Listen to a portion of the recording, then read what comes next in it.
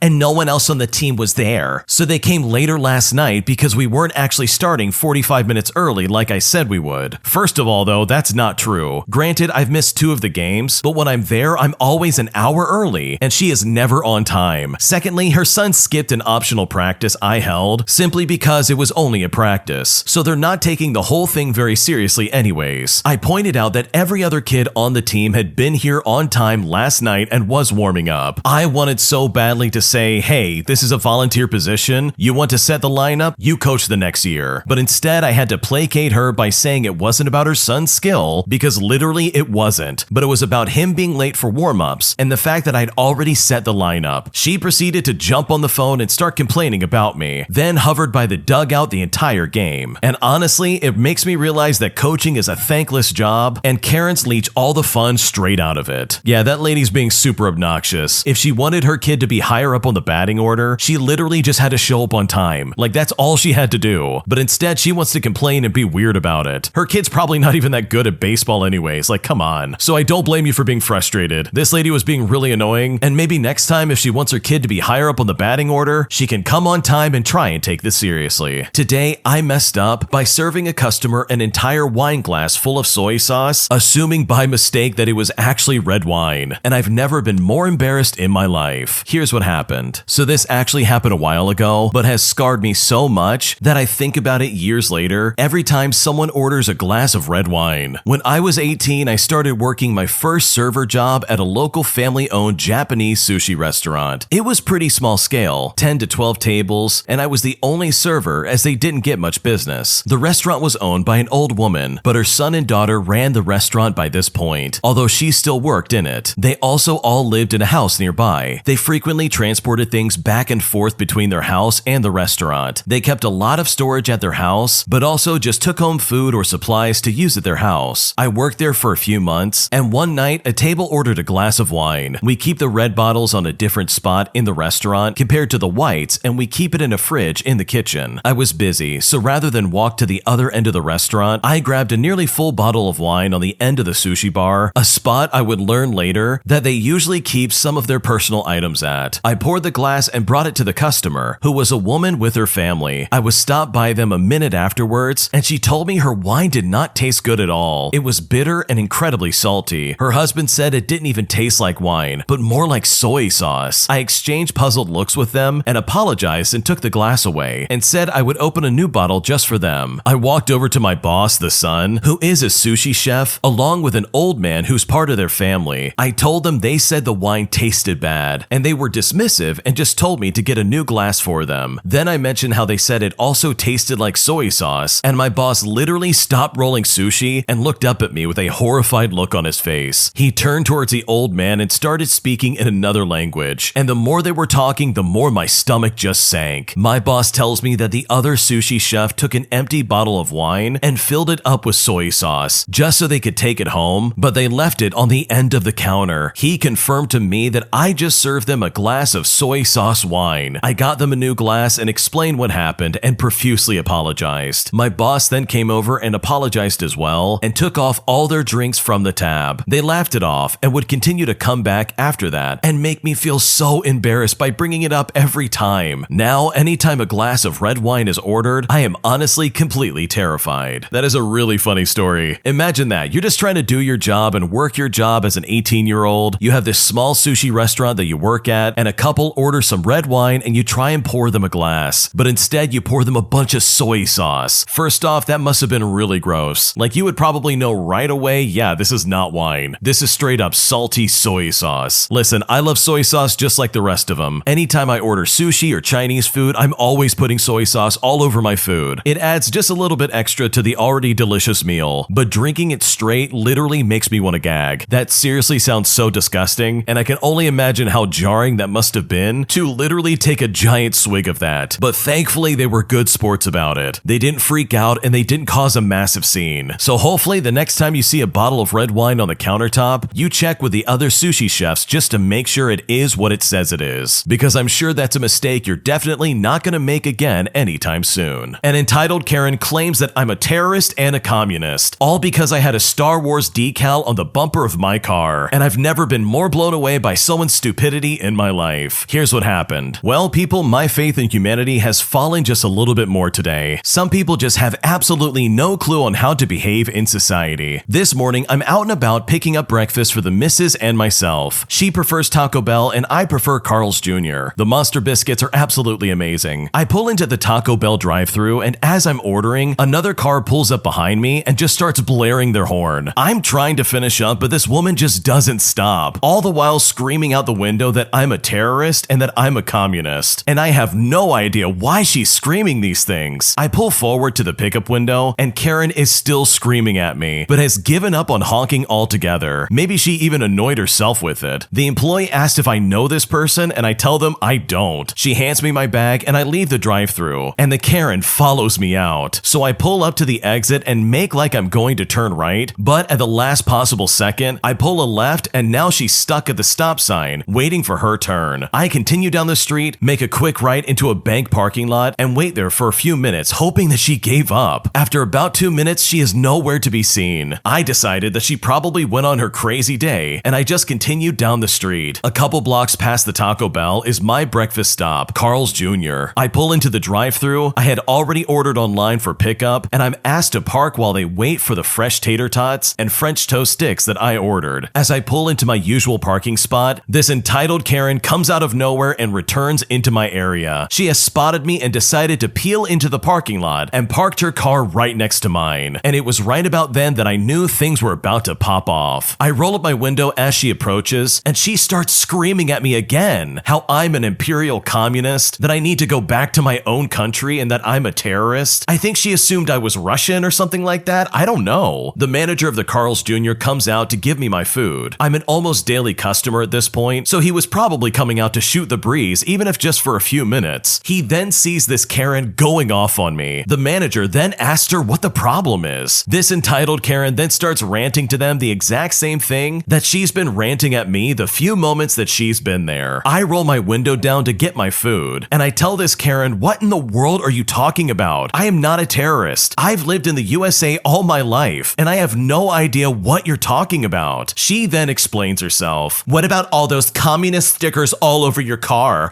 What's that language say, huh? And then it finally hits me. I'm a Star Wars fanatic. I drive a white 2019 Chevrolet Bolt, and it greatly resembles a stormtrooper helmet, so I have the Imperial logo on my tailgate. I have a decal that says the Emperor doesn't care about your stick figure family, with a TIE fighter and an AT walker blowing up some stick figures, as well as a Star Wars language that says honk if you can read this. I quickly explain it to her that I'm not a terrorist and that this is all Star Wars stuff, including the Star Wars writing, and how it's not any language on this planet or even in this galaxy. I really tried to reassure her. Thankfully, she realized her mistake really quickly. She sputters out a quick, "Oh, I'm sorry," and then jumps back in her car and drives away. I mean, honestly, some people are just straight up crazy. I'm not about to have a political message on my car because honestly, that's a good way to get it vandalized. Yeah, that lady was seriously off her rocker. First off, she didn't know who was in that car. The original poster could have been somebody dangerous. They could have been anybody. And this lady really walks up and says, "No, you're gonna have to hear everything I've gotta say. You're a terrorist and a communist." Like, seriously, lady, you must either be really brave or really stupid. Like, if I saw someone's decal that said something I don't know, I am not about to pursue them in my car and start yelling at them about something I don't even know. I'm gonna carry on about my day and ignore them. Like, the way she was acting is a surefire way to basically get hurt. Something horrible could have happened to her if this was different circumstances. So seriously, good for the original poster for standing their ground and saying, you know what, this is weird and you're crazy. Because this entitled Karen was completely out of line, and there was no reason for her to call you a terrorist or a communist. If you like Am I the Jerk, you're probably going to love Am I the Genius. Check it out, linked down below in the description. Also follow Am I the Jerk on Instagram and Twitter to see all the stories that couldn't make it into the videos. This next one came from the Am I the Jerk podcast subreddit. Check the links in the description if you'd like to submit your own story. An entitled Karen ruins my birthday after she starts to mock what I'm wearing, insinuating that my outfit is somehow offending her religious beliefs. And at this point, I seriously don't know what to do. Here's what happened. So this happened about a year ago, but it still hurts me to this day. I'm a 17-year-old female, soon to be 18 in a couple of months. My birthday occurs during the school year on Valentine's Day, but most of the time it doesn't bother me. This year it kind of did. For my sweet 16, my dad agreed to let me have a bowling party at the local bowling alley. And this was simple enough, but the only problem with this was that we had to postpone the party to a whole month later because our family had plans. Fast forward to the day of the party, and I was ready to go, but my dad was out, so the only person that could take me to the party that we were hosting was my mom, and she has a very large habit of being late. We ended up being 10 minutes late to my own party, and in doing so, I was already stressed, and there were 5 people already there for the party waiting for me. Once I got there, people were asking me where things go and stuff like that, and it was honestly all over the place. I almost had a panic attack, but after a few calm breaths and a talk with my ex, who was my boyfriend at the time, I managed to calm down. The party went well, and I got a lot of cool things for my birthday. One of my closest friends got me parts of a new costume that I was making. The rest was mainly to help me in my book writing and illustrating. After the party, we went home and had some family friends over. It was mainly a get-together for the parents. Knowing what I got from the party, my dad thought it would be a great idea to wear what I have for the costume that I was working on to show to the visitors. We did it just for fun. My dad and I are extremely close, so I knew that he wouldn't do anything to embarrass me. The pieces pieces of costume that I got were a red jacket, a customized t-shirt with my original character on it, and the 2 pieces from the party, a pink wig and black and white wolf ears. I got all dressed up and showed up to show everyone, and a lot of people were really impressed by it. Well, everybody except for one person, and that is the Karen of this story. Karen was very strict with her religion. Now, we all believe the same things, except Karen was way more strict than my family ever was. Her own husband isn't even that strict. I mean, he jokes around with it just like my dad would. Karen was confused and even looked disgusted by what I was wearing. My mom explained to her that I was trying to dress like the character on my shirt, and keep in mind, this is my original character. But what Karen said in response was something that you definitely do not want to say to somebody. This entitled Karen says, "You shouldn't wear that. It goes against what we live for. Get all of that out of my sight, please. You shouldn't even try to dress up like that. I mean, where do you even think you would get dressed up like that for?" When she said this, I was shocked and I was so hurt. I left from my room and went to the basement trying not to cry while watching my brothers play Super Mario Brothers. At the same time, I could hear my mom talking to the Karen about what she had said. I couldn't hear most of it because of my brothers playing their video game, and also because I have tinnitus, which blocks my hearing with loud ringing sounds. And it's something that usually comes about when I'm stressed out. Once everybody left, I avoided being spotted again by rushing to my bedroom and finding a spot for my wig and my ears. The next morning, my mom calls me and my dad to the kitchen table to talk about what happened. She said that after Karen had left, she was getting spammed by this Karen with Bible verses about how not to judge a woman by her outer appearance to marry her. Karen was basically trying to say that I shouldn't go along with the world, but this character is literally my own original thing, and apparently this offended the Karen in some kind of way. The whole time my mom was talking about this whole thing, I was trying not to cry. Now, this wasn't the only time that this has happened. From that point on, every time my mom had to cancel plans on the Karen because she got called into work or anything like that, the Karen would send my mom a Bible verse and try to guilt trip her into not going to work. So now, me as well as one of my good friends, we get nervous every time this Karen gets involved with a group gathering. Apparently, I'm not the only one who gets bad vibes from this lady. My friends and I are also worried about being judged and criticized just for what we are wearing. And to this day, I still can't believe that my mom is still friends with this Karen. So what are we supposed to do? We see this Karen a lot of times going to the same church as us, and I honestly don't want to deal with her again, and I seriously don't know what to do. First off, this Karen's a complete idiot. The original poster literally did nothing wrong. They're just dressing up as a character that they made. There's literally nothing wrong with that. Like, can't this Karen just mind their own business and do their own thing? Why do they have to be up in other people's business and be like, wow, you shouldn't wear that. What's going on? Get that out of my sight. Like, no, lady, how about you leave? What are you talking about? And the fact that she was trying to justify her actions based off of Bible verses, like, first off, what an awful person. Like, seriously, anyone who uses religion to try and guilt trip other people or make other people feel bad just because they're different than you, those people are absolute jerks, and I can't stand people like that. It's obnoxious, it's uncalled for, and to me at least, it doesn't actually prove any point. If anything, when a person does something like that, just like the Karen in this story, it just proves how toxic of a person they really are. So to the original poster, I'm so sorry you have to deal with that. You didn't do anything wrong, you're just dressing up as your character you made, and it's clear that your friends have your back, and they wanted you to enjoy the outfits that they got you, as well as the props and the wigs, just so that you could bring this character to life. So if I was in your shoes, I would just avoid and ignore this lady, because the way she's acting is honestly awful, and you do not need that in your life. Am I the jerk for refusing to pay my mother-in-law just to babysit our toddler while we go away on a 5-day vacation? Here's what happened. My wife is turning 40 in 10 days. To celebrate, we're taking a 5-day vacation with just the two of us. It's the first time that she and I have been away like this as a couple since the birth of our son almost 4 years ago. We planned this trip months ago, and my wife asked her mom if she would be willing to come to our house and watch our son while we are away. My mother-in-law agreed right away. My mother-in-law is also in her early 60s, but she doesn't have a real job. She will do cleaning for her brother who owns a bunch of rental properties, and he pays her in cash. So it's not like she has a schedule she has to clear to stay with our son for a few days. Last weekend, my wife called the mother-in-law to talk to her about our trip and ask if there's anything she will need or want us to stock up with in the house as far as food or necessities. During the conversation, she said that she will need about $100 per day from us. This is the first time she ever brought up wanting to get paid to watch our son. My wife was caught off guard and just kind of agreed to it. But when she got off the phone and told me about it, I got upset. I told her that she is taking advantage of the situation vacation because she thinks we have no other options. I told her that is BS that she sprung this on us so close to our trip, and I don't think we should pay her anything. I said that I would call my parents and see if they could watch our son instead. My wife told me that my mother-in-law wouldn't ask for that sort of thing unless she needs the money, and that adding $500 to our vacation trip isn't that much of a big deal. I told her that it's not about the money to me. It's about her being sneaky and manipulative. I called my mom and asked her if they would be willing to watch our son instead, and she jumped at the idea. Both my parents are recently retired, so they have plenty of free time and would love an extended grandson visit. I didn't explain the reason for the change. I just told them that things didn't work out with the mother-in-law. I told my wife that my parents can watch our son instead, and that she should call her mom and tell her that we no longer need her to babysit. She said that she didn't want to do that because she was really looking forward to seeing our son. It has been over 6 months. I told her that if she was looking forward to it that much, she wouldn't be trying to swindle us out of $500. I told her if she didn't want to make the call, I would gladly do it for her. She reluctantly made the call herself, but it didn't go well. Her mom got upset because we are now depriving her of seeing her grandson. My wife got emotional and ended up backtracking and said that she would talk to me and see if we could work something out. After the call, she asked me if there was some way we could figure this out, and I told her we aren't changing anything again this close to our trip. She said that maybe we could offer her a lesser amount, but I reiterated that it isn't about the money. It's about her being sneaky and trying to take advantage of both of us. So am I the jerk for refusing to pay my mother-in-law just to babysit our toddler for a few days while we go on vacation? No, you are not the jerk in this situation. Your mother-in-law is absolutely being manipulative. Your parents are happily available to babysit that kid without taking a dime out of your pockets. Literally, this is the first vacation you've had in what, 4 years at this point? The fact that she's doing this literally at the last second just to try and scrape some money out of your pockets for your vacation is honestly incredibly toxic. And to top it all off, she's clearly trying to guilt trip her daughter into allowing her to not only babysit, but also try and take basically $500 out of your pockets. And this also kind of leads me to believe that the mother-in-law probably did this while the original poster's wife was growing up, because the wife in this situation is having a very emotional response. And it really seems like this guilt tripping is quite effective on your wife, and that's really unfortunate. So personally, I don't think you're the jerk at all. I think the original poster is spot on what's happening in this situation, and I don't blame them for being upset and deciding to go in a different direction. Today, I messed up by making lime-scented sunscreen and causing my body to acquire second-degree sunburn. Here's what happened. I want to start off by saying I love the smell and taste of limes. It reminds me of summer and it makes me feel happy. A while back, I wanted to have some lime-scented sunscreen. In my mind, I was going to the beach and I imagined myself in some kind of tropical getaway. So the night before the beach outing, I got a new bottle of sunscreen and I added a bit of fresh lime juice in it until it smells appropriately like limes. I go to bed that night completely unaware of the nightmares that await me. I go to the beach, put on my sunblock, and sit out in the warm sunlight, just peacefully listening to the waves. A little over an hour passes, and I start to notice a slightly painful sensation coming from my skin. So, in my infinite wisdom, I put on more of my sunscreen. Another 45 minutes or so pass, and my skin is really starting to hurt. I decide it would be for the best if I got into my car for a bit to protect myself from the sun. Over the next half an hour, I can see my skin turning red, the beginnings of blisters everywhere, and my skin is on fire. I start to panic. The pain is getting worse and worse over all of my body. I call my friends telling them that I'm in trouble. By the time my friend arrives, I'm red all over and completely immobilized by the pain. Thinking I'm having some kind of severe allergic reaction, they take me to the emergency room. The response is nearly immediate, and I get assessed in the burn unit. Second-degree sunburn over a majority of my body. I'm admitted to the ICU. Discussions about skin grafts are had, but are luckily not needed thanks to the care of my doctors. Now, you might be thinking just like I was, how does such a thing come to be? Well, it turns out that my favorite fruit contains something called furocoumourin. This fun little compound can cause skin to burn incredibly quickly when exposed to the sunlight, and I rubbed it all over my body before sitting out in the sun. Even to this day, I'm still covered in burn scars. I barely go outside anymore unless I'm covered head to toe, and honestly, I haven't had a lime ever since. Wow, that is honestly really scary. Who could have guessed that that's what the reaction would have been to your body? I mean, just off the bat, it didn't sound like that big of a deal. I don't think I ever would have assumed that limes would cause that much damage to your body. That's a little scary if you think about it. So I guess in hindsight, it is definitely not a good idea to try and mess with your sunscreen. fine. And the next time you want something lime-scented at the beach, maybe just bring something along that smells nice, instead of putting something on your skin that's just gonna cause second-degree sunburn. Today, I messed up by spending over $1,200 at the bar after I got completely wasted, barely remembering my entire night. And I feel so dumb that I overdrank, and now at this point, I'm out a lot of money. Here's what happened. So I first want to start off by saying that this didn't happen today, but allow me to share one of my stupidest moments with you, if you will. I was working in trades as a 20-year-old at the time, making too much money every week for my own good. My group of colleagues and I decided to go to this bar/restaurant that evening, and before anyone says anything, I'm Canadian, so the legal age of drinking is 19. Some of the guys brought their partners, so the group had roughly 15 people in it. Fun was had, drinks were flowing, and out came the shots. But seeing as I was the youngest of the group, I was requesting the drinks for each round of shots, which I took part in about 8 or 9 rounds of it. And these were rapid fire style, making sure everyone who was game got a turn. Me not having an ounce of food in my stomach, and now starting to feel the effects of multiple shots in rapid succession, decided to ask the waitress for my bill, as I knew the night was not a long one for me. The night was already starting to blur. I only remember bits and parts by this point. So she brings me the bill, which included roughly 30 plus various 1 ounce to 2 ounce shots, and it was already up to the amount of $300. I, not wanting to ask her to split it up, as I was trying to impress, decided I wanted to pay in cash. Don't ask me why, I don't honestly know why I did that. So I stumbled myself over to the front of the bar where 2 ATMs were at and attempted to withdraw $400. I stood there probably longer than I remember, and nothing happened. I feel a tap on my shoulder from the bouncer, who was probably watching this whole thing with amusement, who said to me, "Try the other one," pointing to the other ATM. So I stumble over there, try to withdraw $400 again, and nothing happens. I hit cancel, wait for it to eject my card, and promptly walk away. The rest of the night was naturally a complete blur. I remember a friend helping me into a cab, but unknowing to me, another friend took my keys as they didn't want me to drive home. I drove the 10 minutes and had every intention of picking my car up sometime the next day. I woke up at 7 in the morning in the hallway of my apartment building, a $20 bill laying next to me, my phone tucked into my shoelaces, sleeping against my apartment door, while also realizing that I didn't have my keys, but I somehow made it into the apartment building. I figured my keys were somewhere between the front door and the apartment, but nope, they weren't there. Eventually, I texted my roommate, who fortunately woke up to the ding and let me into my apartment. I slept another couple of hours until 11 o'clock a.m., and in my self-inflicted pain, I decided to check my bank account. Lo and behold, I discovered that not only did I end up paying my bill with my card, but also both attempts at withdrawing $400 were successful. To this day, I swear that bouncer was watching me stumble around the whole time and watched as dozens of bills exited the machine, completely unbeknownst to me. I also ordered a steak and chips for dinner and another pitcher, bringing the bill close to $400. It honestly made that hangover a lot worse. So you know what? Lesson learned, kids. Know your limits and try to drink within it. Wow, that's an awful situation. This guy literally spent $1,200 at the bar and no one within sight tried to stop them. I mean, seriously, that's a lot of money to drop in one night. Also, that situation is a little bit scary. I mean, here you are waking up in front of your apartment and you're not sure what happened, only to then check your bank account and be like, oh no, I made a big mistake. So hopefully you learned your lesson and you'll try to be more careful moving forward, because literally losing $1,200 in one night is not something anybody would ever want to do twice. When you subscribe, make sure to hit the bell to turn on notifications. To finish listening to all the stories, check out the playlist at the top of the description. And if you like Am I the Jerk, make sure to subscribe to Am I the Genius. Everything will be linked down below in the description.